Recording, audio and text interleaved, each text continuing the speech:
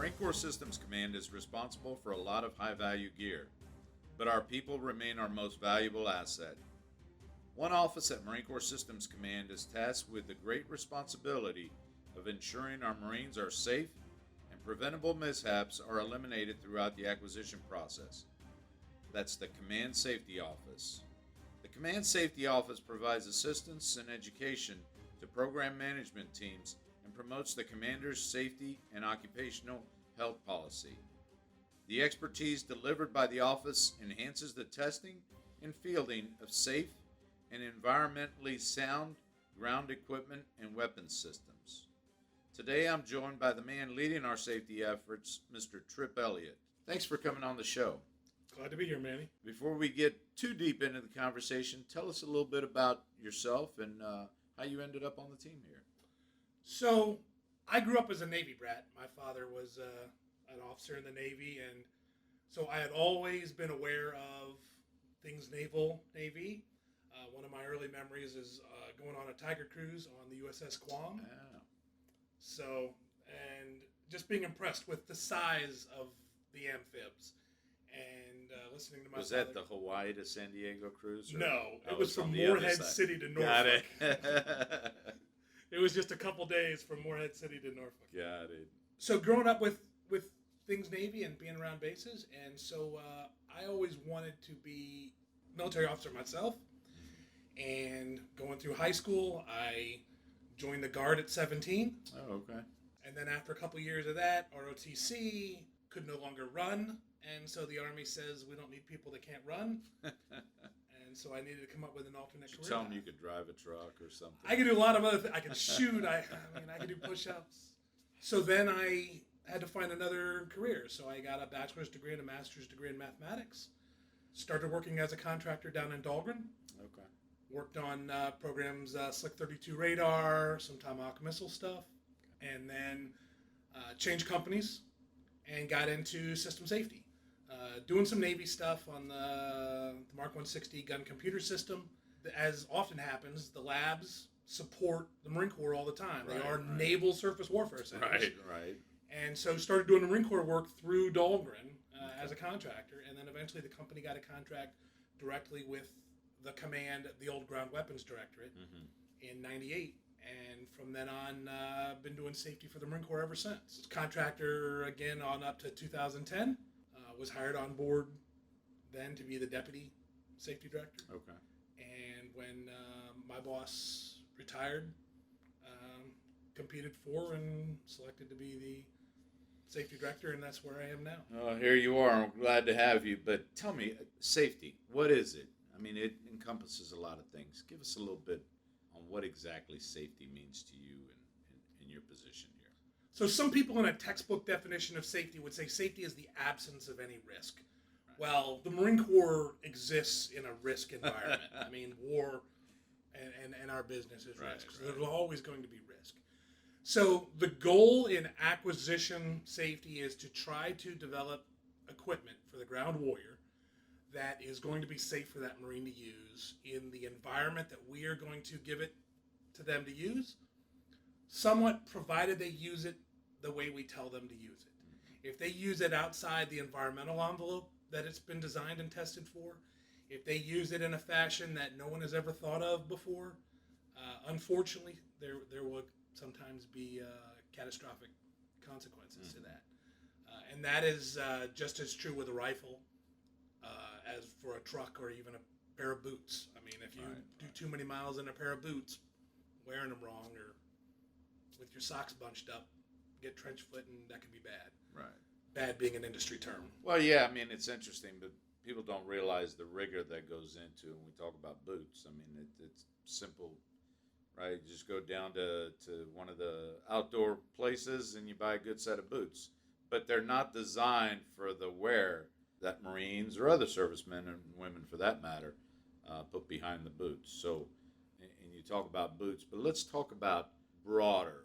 What are some of the things you do with, personal equipment for the individual Marine? So from a safety perspective. So depending upon what the item is, and when you say you, I'll include you as the folks who are the principal for environment, safety, and occupational health within the programs. Right. They work on all the IPTs within the programs. They will try to ensure that whatever the piece of gear is, boots and uniforms, rifles, whatever, goes through rigorous testing. So on uniforms, the Army has labs where we test out uniforms for fit, function, flammability.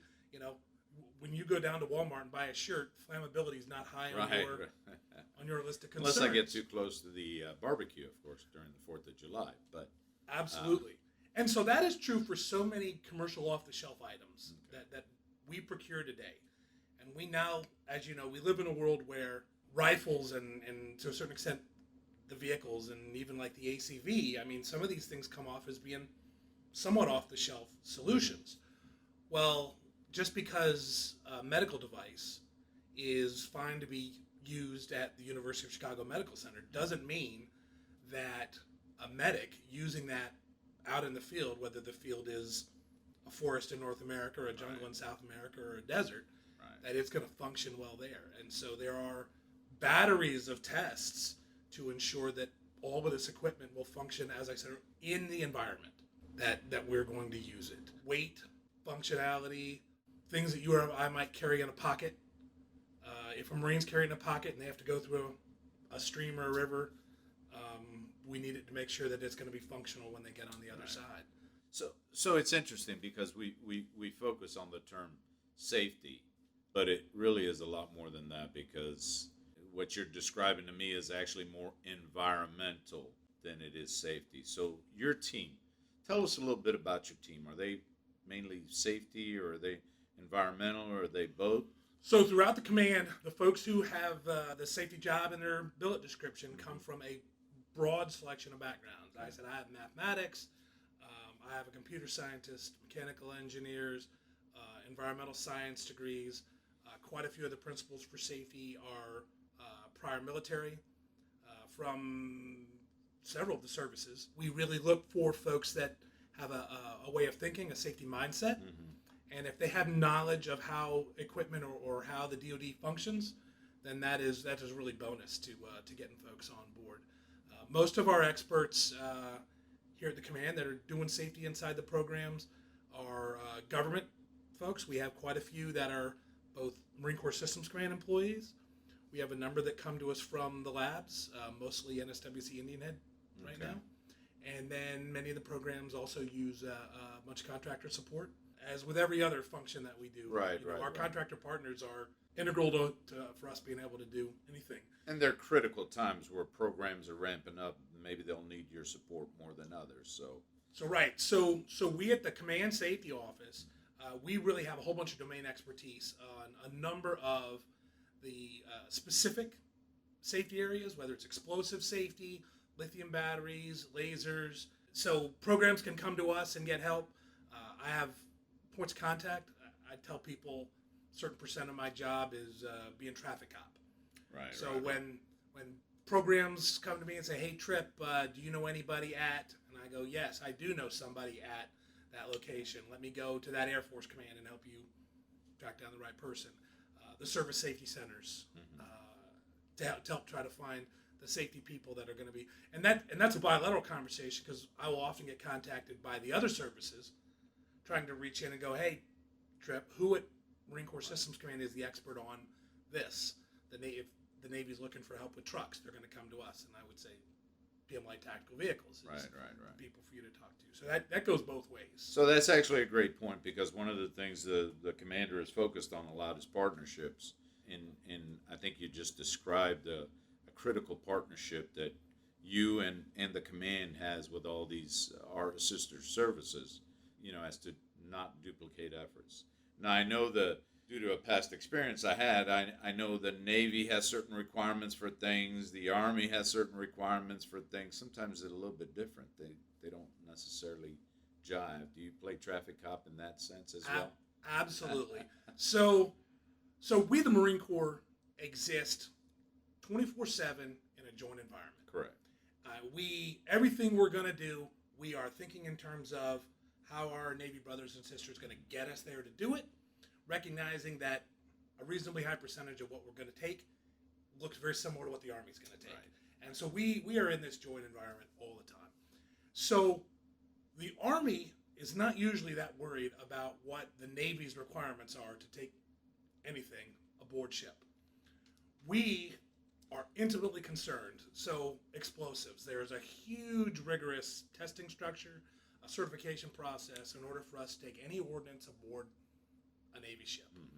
And there's good reasons for that. In 1967-68, the Navy had a couple high-profile mishaps, and nobody in the DoD wants to be responsible for sinking a Navy ship, right?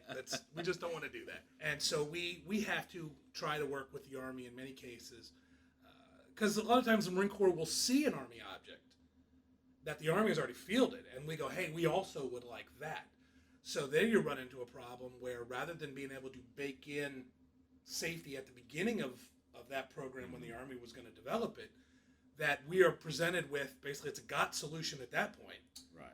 And the Army's got a widget. And so we need to figure out what can we do. Sometimes the extra requirements to put aboard a Navy ship is going to be packaging. Sometimes it's going to be procedures.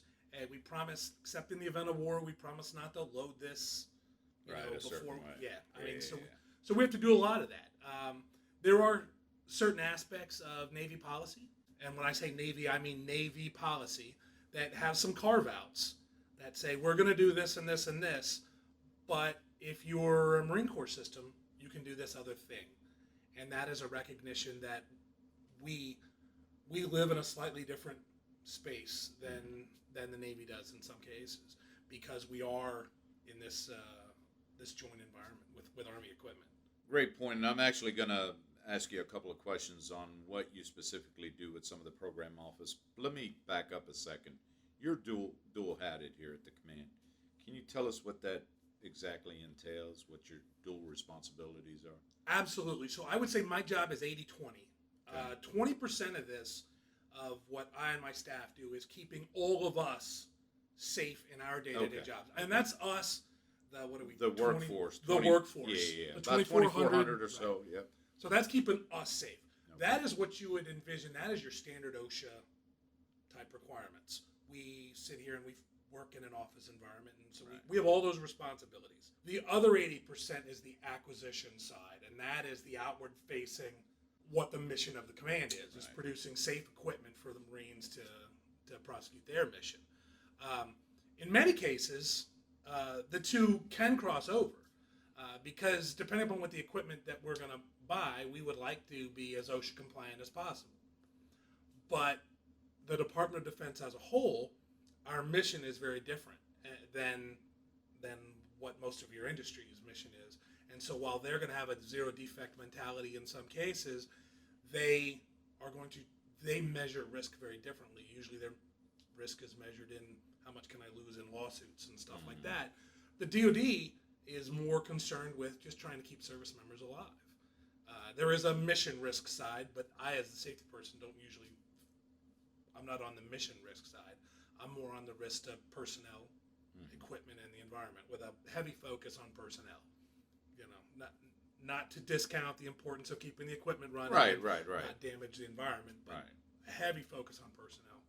Well, at the end of the day, we want to bring Marines back safely. Absolutely. That's the goal of the programs. Right. Not only provide lethality, but provide lethality that is going to ensure that Marine gets back as safe as we can. Absolutely. Go ahead. So let's drill down a little bit, and we'll use, say, a vehicle, for instance. How early in the acquisition process does safety get involved in this? Ideally, as early as possible. Okay. When the initial requirements are being developed to procure whatever the vehicle was going to be, it would be great to be able to identify safety requirements early on, so that when you start looking at alternatives, what can industry provide, what safety can be done. Federal Motor Vehicle Safety Standards, how much of those are we interested in observing? Some, as many as possible, probably not all. And there are reasons why we wouldn't follow all, because we maybe have a desire to not have our lights on, at night when we're trying to be tactical. Right. And so what Federal Motor Vehicle Safety Standards is going to say, you need to do this and this and this. So as early as possible. But that's true just as a systems engineering principle, not so much a safety engineering principle. It's going to be cheapest and easiest to fix everything early on. Barring that, and recognizing how often this command is really diving in at milestone B or sometimes C, Right. with kind of an all-up solution. Earliest as possible is still the rule, but if we're jumping in at milestone B or C, earliest as possible looks very different. You're no longer designing safety into a system. You're going to try to test and understand just how safe is the system, and maybe be able to develop other procedures or warnings, cautions, PPE, personal protective equipment that can help keep Marines safe. And I say Marines and sailors, because Right. obviously we procure some equipment for sailors here as well, to keep them safe. And so rifles, for example, if we're going to go out and buy a rifle or a pistol that is largely a developed item, Right. it's going to be loud. And so what are we going to do to try to make it not loud on the ears? Well, there's a number of things we can do. We can limit the number of rounds you can fire. We can provide you hearing protection to try to protect your ears, things like that. So you actually hit on a great point that I wanted to touch on a little bit, hearing protection. Because a lot of the things that we deal with, vehicles, ACV, JLTV, all these things are loud. I mean, you mentioned weapons. All the weapons we deal with at some point in time are loud. And I know the common individual would just think, well, they got all kinds of hearing protection out there. You just get some, you wear them, you're fine, right? But I don't think you're quite fine, because I hear the term double hearing protection. Walk us through a little bit of that, because how do you come up with that standard?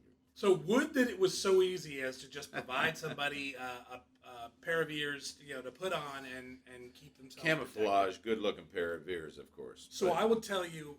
So first of all, let's break noise down into there's ambient noise, which is what you would just hear, and that's most of your motor vehicles. Gotcha. When you're just around a running engine, a Humvee is about 85 decibels.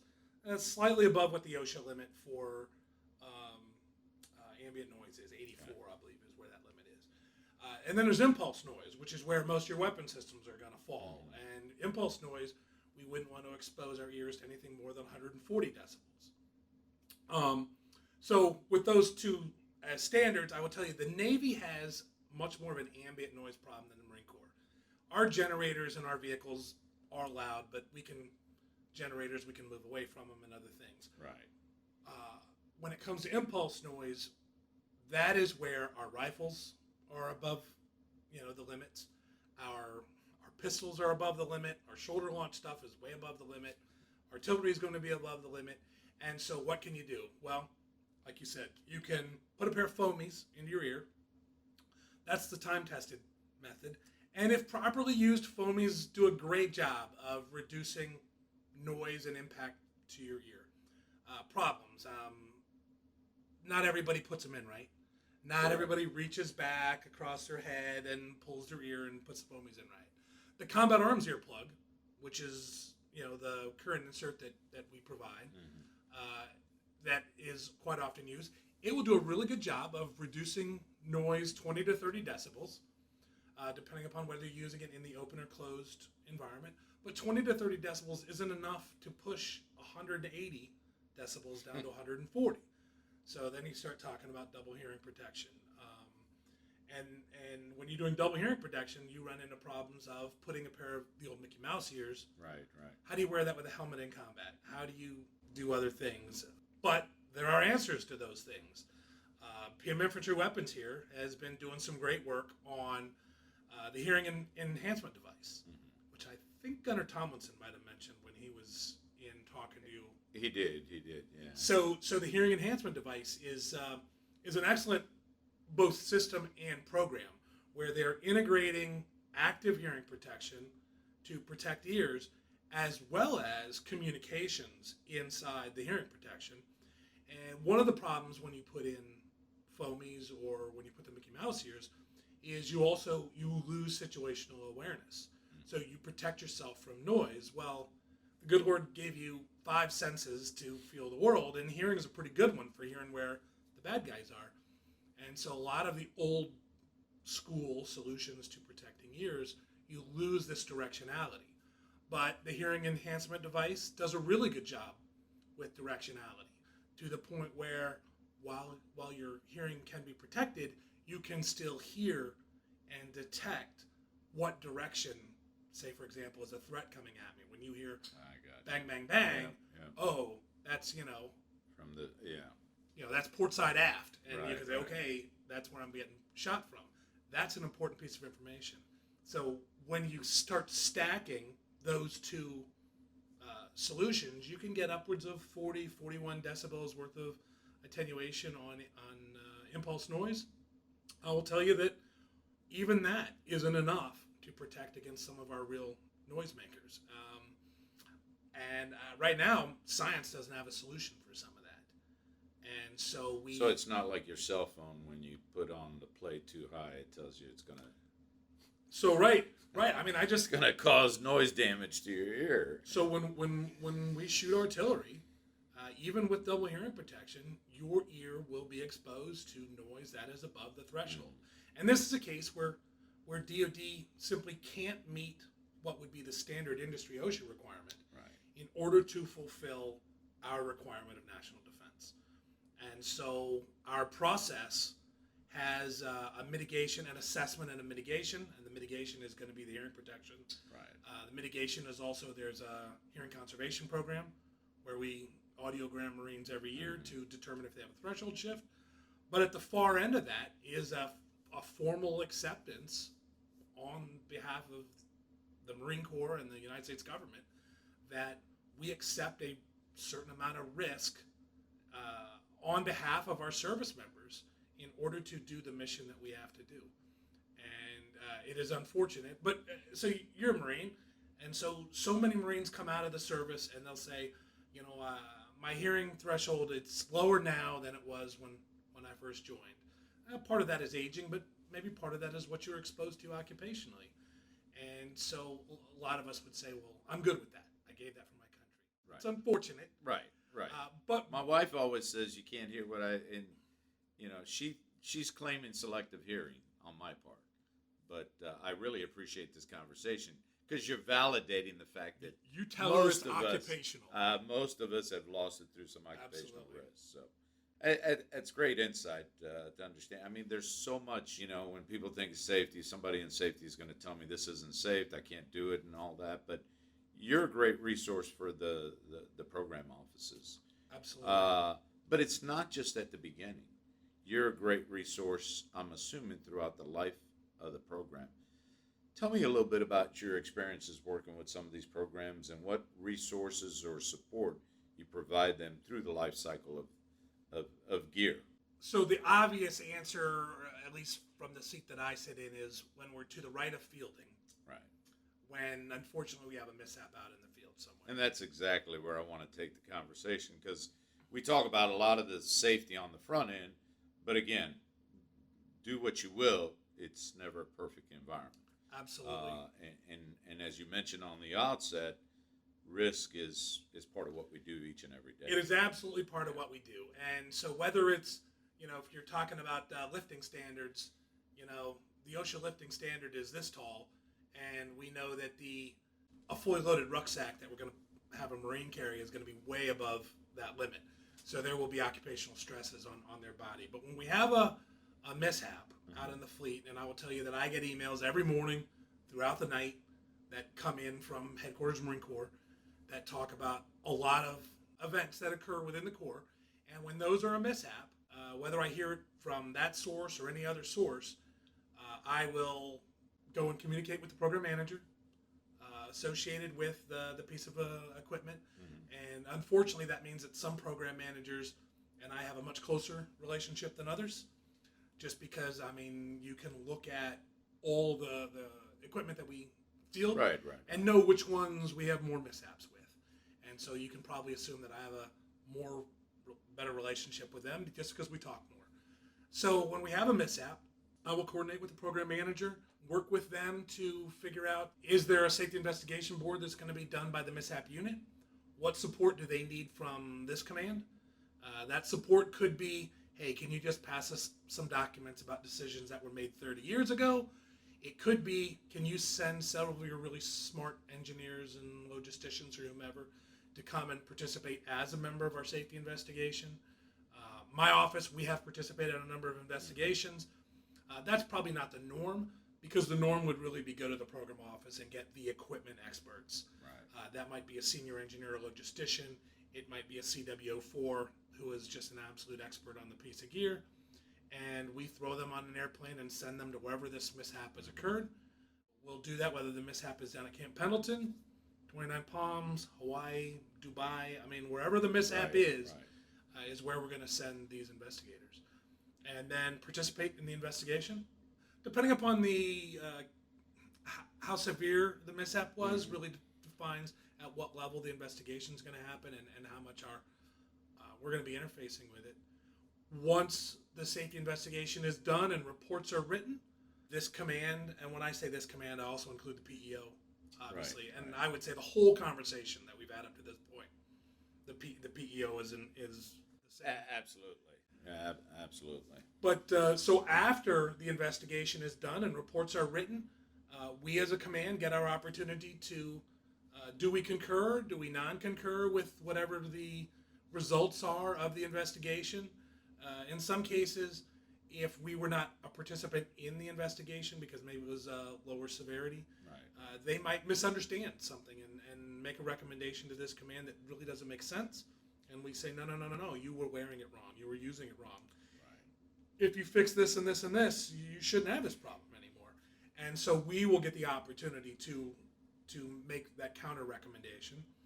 And as the process proceeds forward, Headquarters Marine Corps will consider everybody's opinion, and ultimately the ACMAC will say, roger that, I hear what everybody's saying. Today, we, the Marine Corps, are going to do this, this, and this. And to the extent when there are material solutions that are involved in whatever the fix is, this command is going to do whatever it might be. It might be a little bit of extra personal protective equipment out of PMIW. It might be a change to the vehicles out of one of the vehicle PMs. And then I kind of track our resolution, whatever this command is supposed to resolve, and there's a reporting structure that goes up the line on that. I'm glad you brought that up because, again, we talked about the safety at the front end, and we talked about a little bit about your role when incidences occur, and then walking through that process to get to a resolution, whether it's, as you mentioned, an engineering change on a piece of gear that's going to make it better. And I guess we could allude this to, or we could equate this to a vehicle. I bought a new vehicle, and 6 months later I got a recall because something happened to lead to this. So what I want to do is I want to talk to a different audience for a minute. If you had a bunch of young Marines, because remember, young Marines invincible, they get gear, and they're probably going to go outside the boundaries of what they think they can do with this gear. What would you tell them? Because I know as a young Marine myself a few years or a few more years ago, I mean, there were things that happened, and it's like, oh, wait, nobody got hurt. Nothing happened. It's good. Let's move on.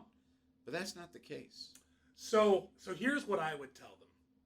When we were kids, Mom and Dad gave us some very simple rules. Look both ways before crossing the road. Right. The bus driver said keep your head and arms inside the vehicle at all times.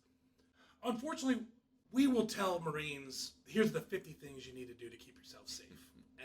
and that some of that comes from industry, in a world where they tell you not to use the hairdryer in the shower. I got it. Correct.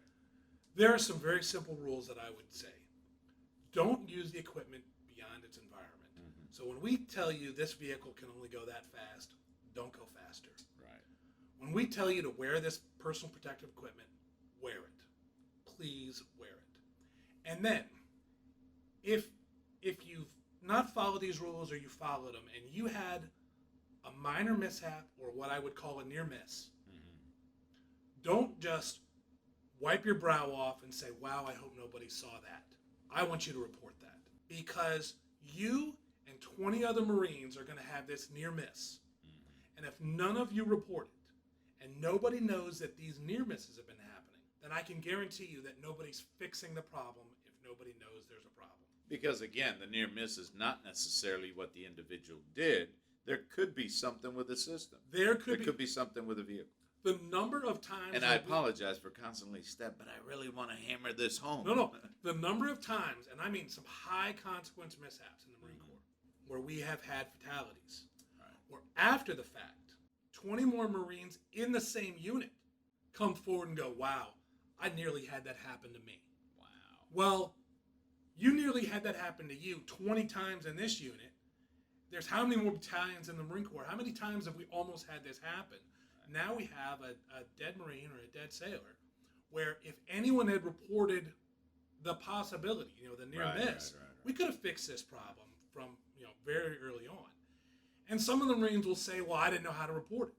Well, there are ways to report it. There are official channels. I would always say use your chain of command, right? I mean, that's the standard military answer. If you are in a position to fill out a product quality deficiency report on a piece of gear, now your average Lance Corporal wouldn't recognize a PQDR when they saw one. But okay, so there's a form for that. If Don't undermine the average Lance Corporal, because I'm telling you, it's on the internet somewhere, probably. So a PQDR is a great way to do it. Yeah. Other ways, who doesn't need extra money? If you've got a great idea to make something safer, look into the beneficial suggestion program that exists.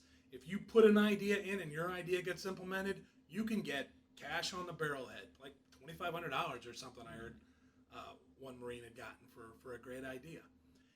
And then I'll tell you that in the end, if you don't have any other way that you think you can get anybody to listen to you about a safety concern, in particular with a piece of ground equipment, send me an email. Because our email address in our office is mcsc_safety@usmc.mil. That email address shows up in a Marine Corps order that says that any Marine that has an equipment-related safety problem, send an email to this address. Headquarters Marine Corps also has an email address inside that paragraph. Well, we're going to post your email address as part of this show. And I will tell you, we get complaints about both equipment and completely unrelated, non-equipment related concerns to that email address. We had a complaint come in years ago from a Marine overseas who had a concern with a local vendor who was renting what he felt were unsafe boats to Marines in the area. Oh, okay. We got that email, came in, I said, we're not going to just let that sit there in our inbox. Right. I talked to the safety folks at that end of the world, the Marine Corps safety folks, and they looked into it and helped to clean that situation up. So I don't care what your safety problem is, send it to mcsc_safety@usmc.mil, and it will get handled. In some cases, passed along to somebody else if it's really outside of our area of responsibility. But at the end of the day, it's a huge step in potentially saving somebody's life. Yeah, and so it's unfortunate if you report that, you'll never know that you saved a life. Right. But in a couple of years, you may know that you didn't save a life. Right. If you hear that someone died in a fashion that you could and should have reported several years earlier, you're going to feel that on your conscience. So I would tell you, report it. I'll take an anonymous report. Most commands in the Marine Corps have an anonymous and any mouse reporting methodology. Right. Make those reports. Let's not underreport what you think are small things because you just avoided getting injured. And I want to emphasize something because we've talked about vehicles a lot, but we've had a lot of issues with weapons over the years, and we're talking over the last 20, 30 years, where there are some weapons that developed failures, and those failures show up on the firing line, whether it's at the range or somewhere else. And, in the haste to get other things done, you just move on to the next one. But it's the identification of those failures, particularly with weapons, that ultimately lead to maybe there's a defect with the barrel or the hammer or something that's causing that. And what happens when you see that? 50 caliber machine gun, every problem you've ever heard of, people go, well, headspace and timing. The Maudus. I mean that had to be the problem, right? Headspace and timing. And so I was asleep during that class at the range. So if we can identify, the problems, we can go back and fix it. And in some cases, it might be a manufacturer's defect. Right. In some cases, it might have been bad bad drawings in the beginning, somebody building the wrong thing, using the wrong material. Sometimes in the middle of a production lot, someone might have swapped out a vendor for a source for something. And there's been changes in engineering from World War II to today. So we have learned a lot of science since World War II, whether it's materials or whatever. Geez, when you talk about additive manufacturing, so the Marines right now, they can print all sorts of stuff. Let's talk about that for a little bit. Okay. I'm glad you brought that up because I can 3D print anything in my garage. So you might be able to 3D print everything, but just because you can 3D print it doesn't mean you should put that bolt inside your M4 rifle. Right. I know you had the additive manufacturing folks on your podcast. We've done a lot with them. Yeah. And so that's a concern. Just because you can do a thing and you can figure out the dimensions, the materials that we use to build it are chosen for a very specific reason. And so don't just print it out in plastic or whatever other metal you can print and do it. That's why the AMOC here will help you to pick the right materials and print it right and get all it that. tested and make sure it's safe. Make sure it's safe. Tripp, listen, this has been a great conversation, and I know we could sit here and talk about it. Now I won't complain about the fact that I can't have my refrigerator, microwave, coffee maker, and radio or whatever else that I have all plugged into the same plug in my office, and I throw the circuit down the hall. That's all. But we won't discuss that. Okay. All right. Listen, this has been a very informative conversation, and I hope folks are listening, and not just young Marines, but folks out there are listening. They see something. What's the old adage? You see something, say something, and that's critical. So I want to say thank you for taking the time coming on the show. We're going to make sure we get your email on there so folks can, if there's something that's bugging them or concerning them, reach out and let us know, and we'll look into it. But before we let you go, there's something we like to do here at the show, and it's called the Lightning Round. So I get to ask some tough questions Fire away, of our main man in safety here. All right. What's your favorite vacation spot? And please don't say Fort Belvoir Hospital. That's not it. All right. So my family has done a family reunion every year since 1959. Well, wow. We didn't do it in 2020 for the obvious reason. Oh, yeah. And so it has moved around a little bit, so I will say it's wherever the Elliott family is having our reunion. Awesome. What's a TV show, book, movie, or a podcast you recommend? So I'll give you a couple on this. Okay. So a movie, I like all sorts of types of movies, but I really enjoyed Aliens. I think Aliens as a sci-fi horror movie, and when I look at the Colonial Marines in Aliens, it has always impressed me, the technology that they've got. Yeah. It seemed space age when I first watched it, but I don't know that there's much that they have in that movie that we can't do today. So Aliens, podcast.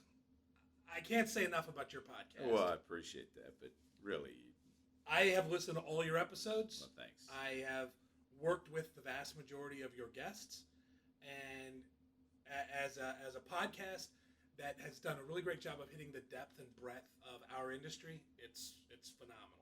I know, as I said, most of your guests.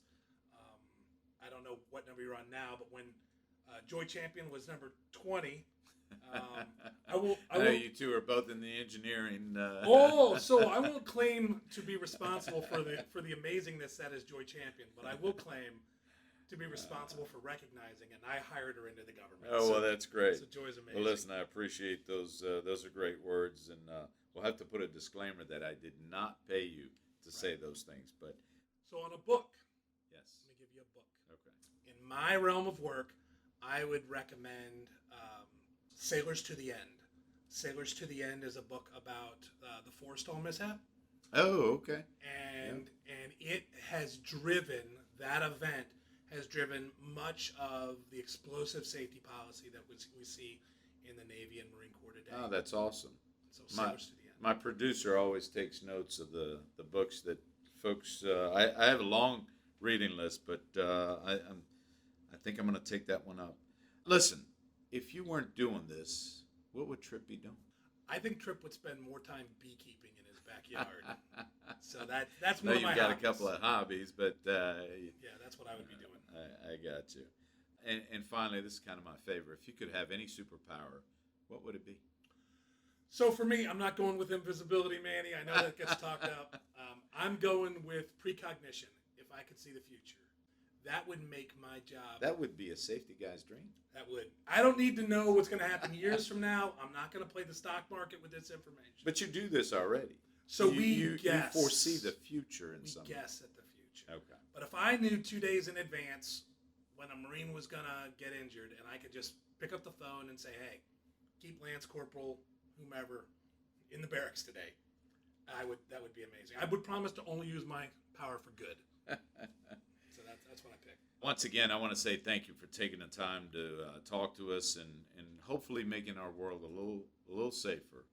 And when people think about safety, they're going to think a little bit longer about the things that we do here and the things that perhaps they do with their own lives. Tripp, Elliott, thanks so much for taking the time, and maybe we'll have you back. Thanks a lot, Manny. I've enjoyed chatting with you. Thanks. Well, this concludes another episode of Equipping the Core. I hope you've enjoyed our conversation today. If so, please take a couple minutes, leave us a review, subscribe, tell your friends about us. Till next time, Manny Pacheco signing off.